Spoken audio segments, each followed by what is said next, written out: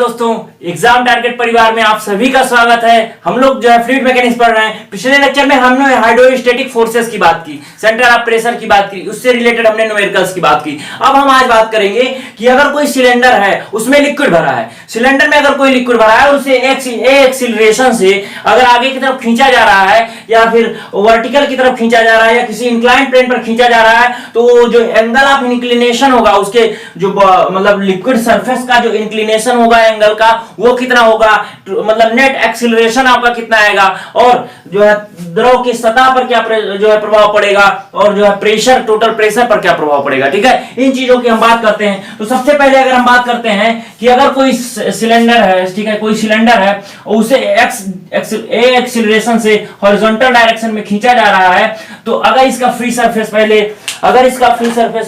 ये था, अगर इसका फ्री सरफेस पहले ये था, तो इसको खींचने के बाद इस लिक्विड का फ्री सरफेस मान लीजिए ये हो जाता है। ठीक है, ये हो जाता है। तो ये एंगल ऑफ इंक्लिनेशन आपको थीटा ज्ञात करना है। ठीक है, थीटा ज्ञात करना है आपको। ये लिक्विड आपका यहां तक चला जाता है, ठीक है, और ये पोर्शन आपका खाली हो जाता है। तो यही इसकी ऊंचाई अगर हमको ज्ञात करनी है डेल्टा जेड, है ना, अगर ये जेड था पहले, ठीक है, तो ये चीज हमको ज्ञात करना है, प्लस ये एंगल ज्ञात करना है। तो देखिए, हमेशा लिक्विड सरफेस पर हमने बताया परपेंडिकुलर फोर्स कार्य करेगा। ठीक है, तो यहां पर अगर देखा जाए प्रेशर कार्य करेगा, वो पी कार्य करेगा। ठीक है, ये एंगल आपका थीटा है, तो ये 90 माइनस थीटा हो जाएगा ये चीज। तो ये आपका वर्टिकल से थीटा हो जाएगा कि नहीं?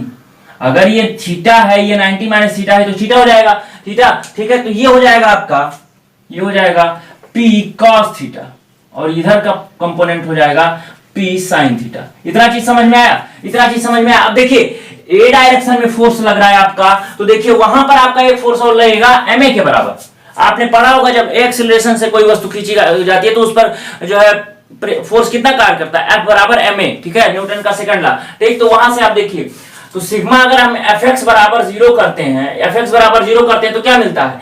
P sin theta minus ma बराबर 0। तो P sin थीटा बराबर क्या हो जा रहा है? ma। ठीक है, पहला इक्वेशन आपको मिल जा रहा है। अब बात करते हैं कि अगर लिक्विड है तो इसका वेट नीचे की तरफ काम करेगा W। इस लिक्विड का वेट W बराबर mg होता है आपका, ये mg नीचे की तरफ काम करेगा। P cos थीटा भी नीचे की तरफ कार्य कर रहा है, तो सिग्मा fy बराबर 0 करते हैं, तो P cos theta plus mg बराबर 0, यानी P cos थीटा बराबर माइनस में mg। ठीक है, ये सेकंड ऑप्शन आपका हो गया, सेकंड इक्वेशन। अगर इन दोनों को भाग दे दिया जाए, ठीक है, दोनों इक्वेशन को भाग दे दिया जाए, तो p sin theta upon p cos theta equal to क्या हो जाएगा? ma अपॉन mg माइनस में, देखिए साइन p और कट गया, m और m कट गया। देखिए यहाँ पे sin theta upon cos theta क्या होता है? tan थीटा होता है। तो tan थीटा बराबर क्या हो जाएगा? a बाई जी माइनस में a बाई जी। मतलब आपका क्या हुआ कि जो एंगल ऑफ इंक्लिनेशन है आपका, वो tan थीटा अगर इसका निकाले तो a बाई जी होगा। मतलब एक्सीलरेशन, जिस एक्सीलरेशन से आप खींच रहे हैं, बटे एक्सीलरेशन ड्यू टू ग्रेविटी। अब देखिए, ये अगर ये थीटा निकल आया आपका, ये अगर टैंक की चौड़ाई b पता है, हाँ b पता है आपको, तो ये b बाई 2 होगा। थीटा पता है तो हाइट नहीं पता चल जाएगी? हाइट पता चल जाएगी ना। देखिए tan थीटा, मान लीजिए tan थीटा बराबर आपका a बाई जी है। tan थीटा की जगह आप क्या रखेंगे? Delta Z upon b by 2 equal to a by G. a आपको पता होगा, जिस एक्सीलरेशन से खींच रहे हैं, g पता होगा, तो डेल्टा जेड आपको पता चल जाएगा। ठीक, डेल्टा जेड निकल आएगा ना।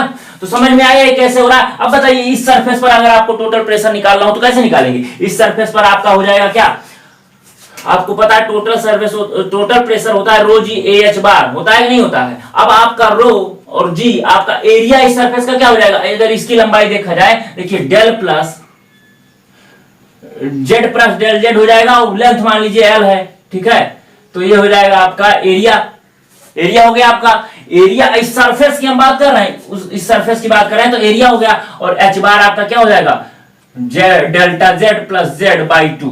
ठीक, तो इस सरफेस पर आप टोटल प्रेशर निकाल लेंगे। इधर जेड में से डेल्टा जेड घटा के निकाल लेंगे, बॉटम में आपका वही रहेगा, क्योंकि सरफेस इंक्लिनेशन होने से बॉटम पर आपका कोई इफेक्ट नहीं पड़ता है टोटल प्रेशर में। ठीक है, तो ये चीज आप निकालेंगे कि नहीं? अब कोई भी चीज इससे रिलेटेड होगा तो आप निकाल लेंगे। ठीक है, अब मान लीजिए यही चीज हम बात करते हैं कि अगर एक्सीलरेशन से किसी भी बॉडी को ऊपर खींचा जा रहा है, ठीक है, मान लीजिए लिक्विड कंटेनर है, उसको उसमें लिक्विड भरा हुआ है और उसे ए एक्सीलरेशन से वर्टिकली ऊपर जो है या वर्टिकली नीचे लेकर जाया जा रहा है, ठीक है, वर्टिकली अपवर्ड या वर्टिकली डाउनवर्ड। तो पहले बात करेंगे हम वर्टिकली अपवर्ड की, ठीक। तो ये लिक्विड कंटेनर था आपका, ठीक है, कंटेनर था आपका, इसमें लिक्विड भरा हुआ है, ठीक। इसे ए एक्सीलरेशन से ऊपर की तरफ लिया जा रहा है, ठीक,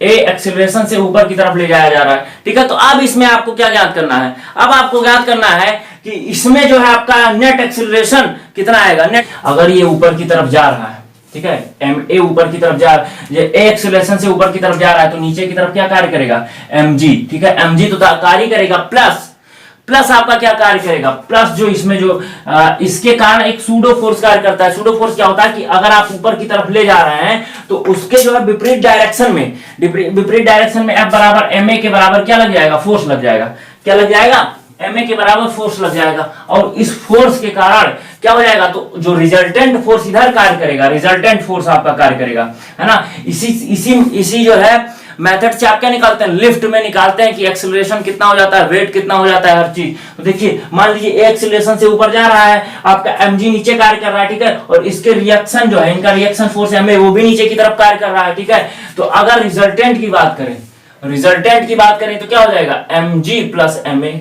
ठीक है। तो रिजल्टेंट आपका आएगा एम जी प्लस ए, ठीक है। तो आपका जो नेट एक्सीलरेशन ए नेट आपका आएगा वो क्या हो जाएगा, ए प्लस जी, है ना। यही आपसे पूछा जाता है नेट एक्सीलरेशन क्या होगा। तो अगर आपका कोई कंटेनर, लिक्विड कंटेनर ऊपर की तरफ ए एक्सीलरेशन से जा रहा है तो उसमें क्या हो जाएगा, ए प्लस जी। और यही आपका अगर नीचे की तरफ आता है एक्सीलरेशन से तो जो एम ए है ये आपका ऊपर की तरफ लगने लगता है, एम ए, ठीक है। तो क्या हो जाता है, ए माइनस जी, आपका क्या हो जाता है, ए माइनस जी, ठीक है। तब अगर नीचे जो है नीचे की तरफ आता है ए एक्सीलरेशन से तो ए नेट आपका क्या हो जाता, ए माइनस जी, ठीक।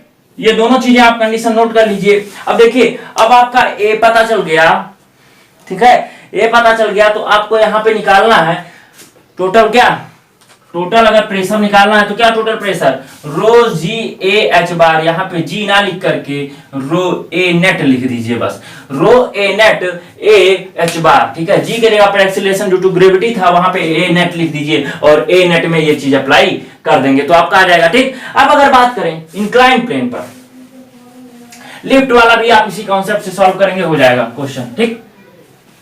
लिफ्ट ऊपर जाती है नीचे जाती है, ये सब इसी से हो जाएगा। अब मान लीजिए आपका कोई जो है लिक्विड कंटेनर है, ठीक है, ये कोई इंक्लाइंड प्लेन है थीटा डिग्री, है ना, इस पर कोई कंटेनर रखा हुआ है, ठीक है। अब वो ए एक्सीलरेशन से ऊपर की तरफ ले जाया जा रहा है, ठीक। ए एक्सीलरेशन से आपका कैसे ले जा रहा है, ऊपर की तरफ ले जाया जा रहा है ना। इसमें जो भी है तो इसमें जो है आपका ए नेट क्या आएगा, ए नेट देखिए तो यहां पर ए जो ऊपर से जा रहा है तो यहां पे देखेंगे आप ए एक्स आएगा और ए वाई आएगा, और ये एंगल कितना होगा, थीटा ही तो होगा भैया। यहाँ पे अगर लिक्विड सरफेस पहले ऐसा था और बाद में ऐसा हुआ तो ये जो थीटा होगा, यानी थीटा बराबर क्या होगा, जब ऊपर की तरफ ले जाया जा रहा है, ठीक है, जब कंटेनर को ऊपर की तरफ ले जाया जा रहा है तो क्या हो जाएगा, tan थीटा बराबर ए एक्स अपॉन ए वाई प्लस जी, ए एक्स अपॉन ए वाई प्लस जी। इस चीज को याद कर लेंगे, जब ऊपर जा रहा हो, जब ऊपर जा रहा हो क्या कंटेनर आपका, ठीक है, तो ये लिख देंगे। और tan थीटा बराबर आपका होगा क्या, ए वाई अपॉन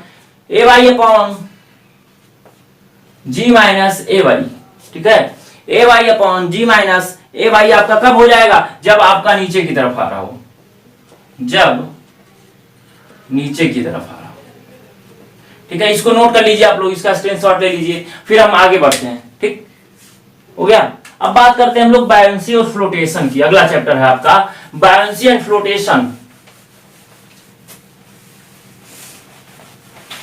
ठीक है। क्या है,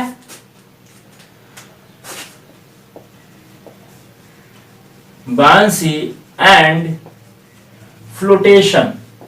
ये क्या होता है बायंसी एंड फ्लोटेशन, बायंसी क्या होता है, बायंसी क्या होता है, अगर किसी लिक्विड को मतलब किसी लिक्विड में, अगर किसी लिक्विड में किसी बॉडी को डुबोया जाता है, किसी लिक्विड में किसी बॉडी को डुबाया जाता है या अंशतः डुबाया जाता है, पूर्णतः डुबाया जाता है, तो क्या होता है कि बॉडी के द्वारा जो है कुछ ना कुछ पानी का आयतन हटाया जाता है। ठीक है, जितना पानी का आयतन हटाया जाता है उस पानी के आयतन के जो है भार के बराबर, मतलब उतने आयतन के पानी के भार के बराबर वस्तु पर ऊपर की तरफ एक फोर्स कार्य करने लगता है। उसी फोर्स को हम लोग क्या करते हैं, बायोंसी फोर्स कहते हैं। ठीक है, फोर्स ऑफ बायोंसी मतलब अगर ये हुआ कि अगर ये आपका लिक्विड कॉलम था, ठीक है, लिक्विड कॉलम था आपका, यहां तक लिक्विड भरा हुआ था, इसमें आपने क्या किया, इसमें आपने जो है बॉडी को इसमें इतना डुबोया, तो इस डुबे हुए पोर्शन का भाग अगर आयतन B हुई है तो ये इसी आयतन के बराबर लिक्विड को हटाया होगा। ठीक है, तो लिक्विड को जो हटाया है तो उस लिक्विड का भार कितना हो जाएगा, वेट ऑफ लिक्विड अगर हम ज्ञात करें तो V इंटू रो W। ठीक है, इस भार के बराबर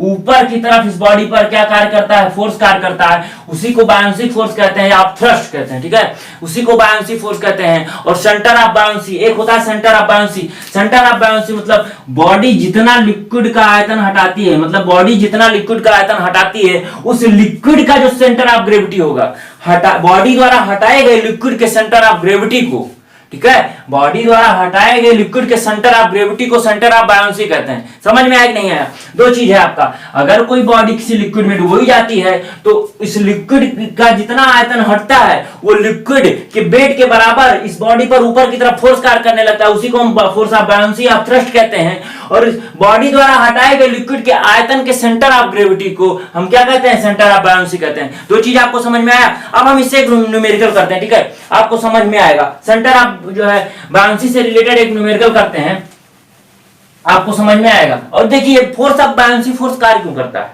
देखिए बायोंसी फोर्स कार्य क्यों करता है। सबसे पहले बात करते हैं क्यों भाई इसमें जो है ऊपर की तरफ फोर्स लगने लगता है। मान लीजिए बॉडी थी, ठीक है, यहां पर पानी भरा था इतना, इस पर इतना फोर्स क्यों कार्य किया? क्योंकि क्या होता है कि देखिए जब यहां पर हम इस पॉइंट से नीचे की तरफ आते हैं तो क्या होता है, प्रेशर का मान चेंज होता रहता है। ठीक है, प्रेशर का मान यहाँ सब 0 था, यहां बड़ा बड़ा बड़ा बड़ा बढ़ता जाता है, तो एक देखते हैं प्रेशर ग्रेडियंट क्रिएट हो जाता है। प्रेशर ग्रेडियंट के कारण ही इस बॉडी पर ऊपर की तरफ जो है फोर्स कार्य करने लगता है, जिसे हम अपथ्रस्ट कहते हैं। तो कभी अगर क्वेश्चन पूछा जाता है कि अपथ्रस्ट क्यों कार्य करता है, तो किसके कारण होता है, प्रेशर ग्रेडियंट के कारण। ठीक है, प्रेशर वर्टिकल डायरेक्शन में, आपका वर्टिकली डाउनवर्ड डायरेक्शन में प्रेशर ग्रेडियंट होने के कारण क्या करता है, फोर्स ऑफ बायोंसी कार्य करता है। ठीक, अब आपका एक क्वेश्चन है, देखिए find the volume of water displaced and position of centre of buoyancy. आपको वॉल्यूम ऑफ वाटर जो डिस्प्लेस्ड हुआ है और position of centre of buoyancy दोनों चीज ज्ञात करना है। For a wooden block of width 2.5 metre, एक वुडन ब्लॉक है, ठीक है, क्वेश्चन है आपका, एक वुडन ब्लॉक है जिसकी चौड़ाई 2.5 मीटर है, 2.5 मीटर उसकी विड्थ है, और क्या दिया है, एंड डेप्थ 1.5 मीटर, डी आपका दिया है 1.5 मीटर। ठीक है, डेप्थ आपका 1.5 मीटर है। तो when it's floats horizontally in water the density of wooden block 650 kg per metre cube. Density of wooden block की जो है, वुड की है आपकी कितना, 650 kg पर मीटर क्यूब है ना, वुडन ब्लॉक की डेंसिटी हो गई आपकी। और जो है इट्स लेंथ 6 मीटर, लेंथ आपका है 6 मीटर, 6 मीटर लेंथ की कोई बॉडी है और इसे किसी भी लिक्विड में डुबोया जाता है, मतलब डुबोने का मतलब क्या हो गया, पूर्णतया जो है डूब गई। और क्या कह रहा है कि find the volume of water displaced and position of centre of buoyancy for wooden block of width 2.5 metre and depth 1.5 metre when it's floats horizontally in water the density of wooden block. अगर आपका जो है ये जो है float कर रहा है, ठीक है, अगर ये फ्लोट कर रहा है तो आपको जो है वॉल्यूम ऑफ वाटर डिस्प्लेस, मतलब कंडीशन दिया कि बॉडी आपकी फ्लोटिंग कंडीशन में है, फ्लोटिंग कंडीशन में। ठीक है, तो मान लेते हैं कि बॉडी जो है, बॉडी का कुछ पोर्शन आपका, मान लीजिए आपका वाटर है, ठीक है, ये वाटर है आपका, ठीक है, हमने माना कि जो वुडन ब्लॉक था आपका वो जो है इतना डूबा हुआ है। ठीक है, अब हो सकता है कि पूरा डूबा हो तब तैर रहा हो सकता है आधा डूबा हो, लेकिन हम मान रहे हैं अभी हम मान रहे हैं एक्स हाइट तक ये डूबा है। ठीक है, एक्स हाइट तक डूबा है, ये इसकी हाइट जो टोटल 1.5 मीटर है, टोटल हाइट 1.5 मीटर है, एक्स हाइट तक ये डूबा है और इसकी चौड़ाई कितना है, 2.5 मीटर। ठीक है, अब हमको ज्ञात करना है कि जो है वॉल्यूम ऑफ वाटर डिस्प्लेस्ड। देखिए इस पहले हम क्या करेंगे, सबसे पहले हम इस बॉडी का वेट ज्ञात करेंगे। क्या करेंगे, बॉडी का वेट। ठीक है, सबसे पहले wait of body, wait of body क्या होगी, वेट ऑफ बॉडी क्या होगी, रो ऑफ जो है वुडन ब्लॉक, मतलब बॉडी का जो है डेंसिटी इनटू वॉल्यूम, ठीक है। डेंसिटी आपका 650 kg पर मीटर क्यूब दिया है, और इसमें हम क्या गुणा कर देंगे, इसमें गुणा कर देंगे वॉल्यूम से। वॉल्यूम से कितना हो जाएगा इसका मीटर क्यूब में, देखिए लेंथ आपका 6 मीटर दिया है, 1.5 इंटू 2.5 इंटू 6, ये आपका वॉल्यूम हो गया। तो वेट ऑफ बॉडी केजी में निकल के चला आएगा, निकालिए कितना आ रहा है, वेट ऑफ बॉडी कितना आ रहा है। अगर हम इसमें 9.81 से गुणा भी कर दे तो न्यूटन में आ जाएगा, तब आसानी होगी, ठीक है, तब न्यूटन में आ जाएगा, ठीक, तब आसानी होगी। तो अब हम कैलकुलेट करते हैं, कैलकुलेट करिए आप भी। यह आ गया 14 34 71 न्यूटन, ठीक है, ये 14 34 71 न्यूटन आया, ठीक है। अब हमने आपको बताया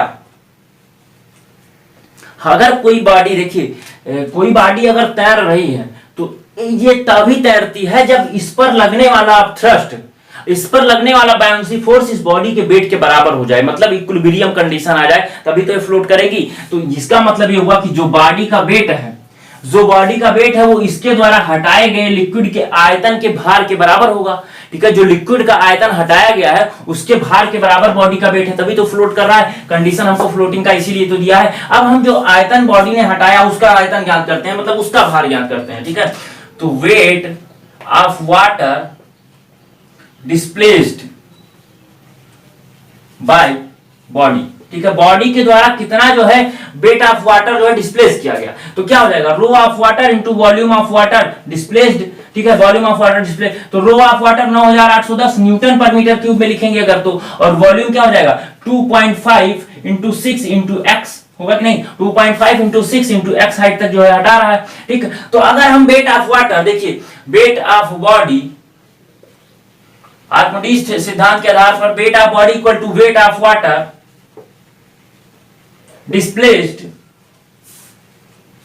बाय द बॉडी, ठीक है। अगर हम इन दोनों को इक्वल कर दें तो हमारा क्या हो जाएगा, x का मान निकल आएगा, ठीक है। तो 14 34 71 इक्वल टू क्या हो जाएगा 9810 गुणे 2.5 गुणे 6 x, ठीक है। तो x हाइट आपको पता चल गई, हाइट आपको पता चल गई कि कितने हाइट तक जो है ये जो है बॉडी डूबी हुई है। तो निकालिए कितने हाइट तक डूबी हुई है, 0.975 मीटर। आया ये चीज, आया ये चीज, आगे नहीं। अब आपको ज्ञात करना है कि वॉल्यूम ऑफ वाटर डिस्प्लेस्ड, तो वॉल्यूम ऑफ वाटर डिस्प्लेस्ड क्या होगा भैया, क्या होगा, x इंटू 2.5 इंटू 6 से मल्टीप्लाई कर देंगे, ठीक है। मतलब आपका वॉल्यूम ऑफ वाटर डिस्प्लेस्ड, ठीक है, डिस्प्लेस्ड अगर हमको निकालना है तो क्या हो जाएगा 6 इंटू 2.5 इंटू x मतलब क्या हो जाएगा 0.975, ठीक है। इतना आपका हो जाएगा मीटर क्यूब में आंसर, है ना, आ जाएगा, आप कैलकुलेट करके देख लीजिए। और पूछा है centre of buoyancy, centre of buoyancy हमने क्या बताया है, सेंटर ऑफ बायोंसी हमने बताया कि जो वाटर आपका डिस्प्लेस हो रहा है, जो वाटर डिस्प्लेस हो रहा है उस वाटर की सेंटर ऑफ ग्रेविटी आपकी सेंटर ऑफ बायोंसी कहलाती है। तो अगर हम बॉटम से देखें तो इस डिस्प्लेस वाटर की सेंटर ऑफ ग्रेविटी क्या हो जाएगी x/2 बॉटम से, यानी 0.975/2। समझ में आया कि नहीं है क्वेश्चन, समझ में आया कि नहीं। इस क्वेश्चन से आपको एक चीज और जो है पता चलेगा, एक कॉन्सेप्ट आपको और पता चलेगा। क्या पता चलेगा कि जो वेट आप, अगर हम किसको वॉल्यूम ऑफ वाटर डिस्प्लेस्ड निकालना है, ठीक है, अगर आपको वॉल्यूम ऑफ वाटर डिस्प्लेस्ड निकालना है तो आप क्या करते हैं, देखिए अगर हम यहां पर हम क्या करते हैं, यहां पर हम वॉल्यूम ऑफ वाटर डिस्प्लेस्ड लिख देते, यहां पर अगर हम बी लिख देते, क्वेश्चन आपने नोट कर लिया ना, बी लिख देते तो यहां पे हमको direct volume of water displaced निकल जाता। कैसे, वॉल्यूम ऑफ वाटर डिस्प्लेस्ड बराबर हो जाता आपका, वॉल्यूम ऑफ वाटर डिस्प्लेस्ड बराबर हो जाता wait of body, wait of body upon weight of body upon क्या हो जाता, डेंसिटी, डेंसिटी ऑफ जो है किसका, वाटर, डेंसिटी ऑफ लिक्विड,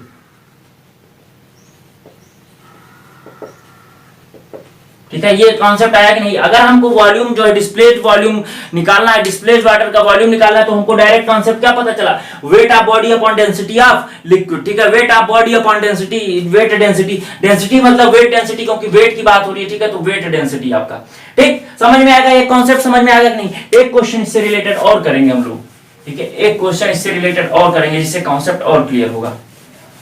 ये चीजें आपका जो है ऑब्जेक्टिव में भी पूछा जाता है, ये मत सोचिए कि हम न्यूमेरिकल करा रहे हैं तो फर्जी है, इसका कोई एक पोर्शन आपसे जो है ऑब्जेक्टिव में पूछ लिया जाएगा, तो आपको जब तक पूरा कॉन्सेप्ट नहीं पता होगा आप ऑब्जेक्टिव नहीं कर पाएंगे। ठीक, अब बात करते हैं अगला क्वेश्चन का। अगला क्वेश्चन है हमारा, हाँ, a stone weight is 392.4 newton in air. मतलब आपका एक स्टोन है, इसका स्टोन का वेट इन एयर कितना है? 392.4 न्यूटन। किसमें? किसी स्टोन का हवा में भार 392.4 न्यूटन है और वाटर में भार 196.2 न्यूटन है। वेट इन वाटर कितना है? 196.2। ठीक है, 196.2 है। तो compute the volume of what stone and specific gravity. Stone का वॉल्यूम आपको ज्ञात करना है एंड स्पेसिफिक ग्रेविटी।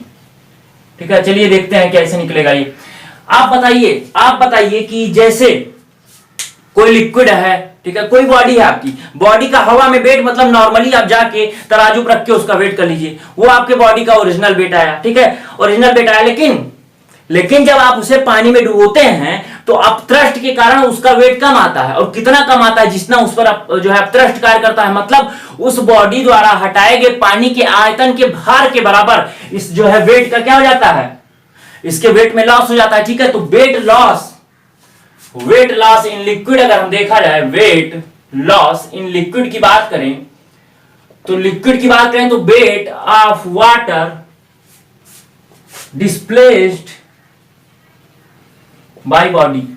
कुछ ये समझ में आया नहीं? मतलब ये हुआ कि अगर हम किसी बॉडी को लिक्विड में डुबोते हैं तो उस पर अपथ्रस्ट कार्य करता है, और अपथ्रस्ट क्या होता है? बॉडी के नेट वेट को कम कर देता है, क्योंकि वेट नीचे की तरफ कार्य कर रहा है और अपथ्रस्ट ऊपर की तरफ कार्य कर रहा है, तो नेट वेट आपका क्या हो जाएगा? W - U। मतलब नेट वेट आपका कम हुआ, और कम ये अपथ्रस्ट कितना मात्रा में कम हुआ? जितना मात्रा में बॉडी ने वॉल्यूम हटाया उस वॉल्यूम के वेट के बराबर ही तो कम हुआ। यही चीज हम आपको समझाना चाह रहे हैं। तो वेट लॉस कितना हो जाएगा? 392.4 माइनस 196.2। ठीक है, 196.2 इतने के बराबर हुआ। अब देखिए वॉल्यूम ऑफ वाटर डिस्प्लेज, मैंने क्या माना? वॉल्यूम ऑफ वाटर डिस्प्लेज जितना है, वी वॉल्यूम जो है वाटर का डिस्प्लेज हो रहा है, और वाटर की वेट डेंसिटी 9810 से गुणा कर दें तो वॉल्यूम ऑफ वाटर डिस्प्लेज, और बॉडी को पूरा वाटर में डुबो दिया गया है, यानी वॉल्यूम ऑफ बॉडी भी यही होगा और वॉल्यूम ऑफ वाटर डिस्प्लेज भी होगा, क्योंकि वॉल्यूम ऑफ बॉडी, अगर जो बॉडी को पूरा पानी में डुबोया जाता है तो अपने ही वॉल्यूम के बराबर ही तो क्या करेगा? ये वाटर को डिस्प्लेस करेगा। यानी अगर हम इसको माइनस करें तो कितना आएगा? ठीक है, कितना घटाइए इसको? 2 6 9 196.2 अपॉन 9810 कितना आया? वॉल्यूम कितना आया बताइए? 1/50 मीटर क्यूब आ रहा है। ठीक है, 1/50 मीटर क्यूब आएगा। तो ठीक, इसको अगर हम सेंटीमीटर क्यूब में लिख दीजिए, इसको सेंटीमीटर क्यूब में लिखेंगे इसे तो 2 × 10⁴ हो जाएगा सेंटीमीटर क्यूब। ठीक है, ये बॉडी का आयतन निकल के आया जो वाटर डिस्प्लेस हुआ। अब स्पेसिफिक ग्रेविटी पूछा है आपसे, स्पेसिफिक ग्रेविटी क्या होगी बॉडी की? अब हम लोग निकालेंगे इसकी डेंसिटी। ठीक है, density, weight density of body की वेट डेंसिटी आप निकालिए। तो वॉल्यूम पता है, वेट पता है। वेट इन एयर कितना है? 392.4 न्यूटन, और अपॉन वॉल्यूम कितना है? 1/50 मीटर क्यूब। तो ये आ जाएगा न्यूटन पर मीटर क्यूब में इसकी डेंसिटी, वेट डेंसिटी। और स्पेसिफिक ग्रेविटी क्या होती है? स्पेसिफिक ग्रेविटी क्या होती है? Wait of body upon weight of water. मतलब वेट डेंसिटी, यहां वेट नहीं, वेट डेंसिटी या फिर ओनली डेंसिटी। ठीक है, तो वेट डेंसिटी, ठीक है, ओनली डेंसिटी या weight density of body upon weight density of water. ठीक है, वाटर के रिस्पेक्ट में अब हमने बॉडी की वेट डेंसिटी निकाल ली और वाटर की वेट डेंसिटी आपको 9810 पता है, भाग देंगे इसमें तो हमको क्या पता चल जाएगा? स्पेसिफिक ग्रेविटी पता चल जाएगा। तो क्वेश्चन समझ में आ गया कि नहीं आ गया? हो जाएगा कि नहीं हो जाएगा? ठीक, अब हम आगे बात करते हैं इसमें मेटा सेंटर की। मेटा सेंटर क्या होता है? ठीक, समझ में आ रहा है कि नहीं? अब अगर इससे जो है ऑब्जेक्टिव आता है कि एयर जो है में वेट लॉस इतना है और जो है बॉडी का वेट ज्ञात करिए, वॉल्यूम ज्ञात करिए, तो आप कर ले जाएंगे कि नहीं? कर ले जाएंगे ना। अब हम बात करते हैं मेटा सेंटर की। मेटा सेंटर मान लीजिए कोई बॉडी है, ठीक है, बॉडी है आपकी, ये लिक्विड में जो है तैर रही है, ठीक है, लिक्विड में तैर रही है। इसकी ओरिजिनल कंडीशन ये है,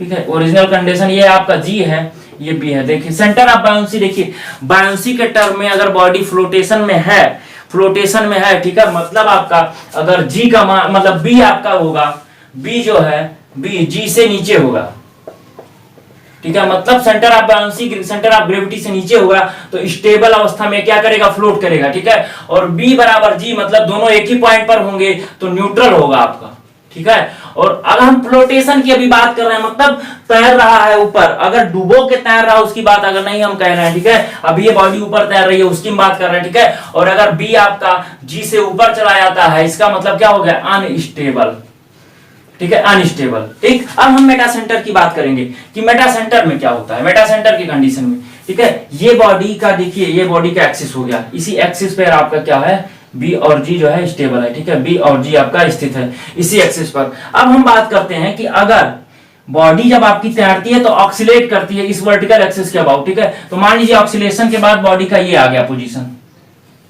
ठीक है, लेकिन जी आपका यहां था, बी आपका यहां पहुंच गया, पहले यहां था बी, फिर अब बी आपका यहां पहुंच गया, क्योंकि बी क्या होता है, बी हटाए गए आयतन का जो है सेंटर ऑफ ग्रेविटी तो होता है, इसीलिए बी चेंज होता रहता है, जी आपका चेंज नहीं होता क्योंकि जी बॉडी का है। तो पहले एक्सिस ये थी, पहले एक्सिस ये थी, लेकिन जब हम आप निकालेंगे इसको, जब हम निकालेंगे इसको, मान लीजिए थोड़ा सा दिखाने के लिए जी यहां पे,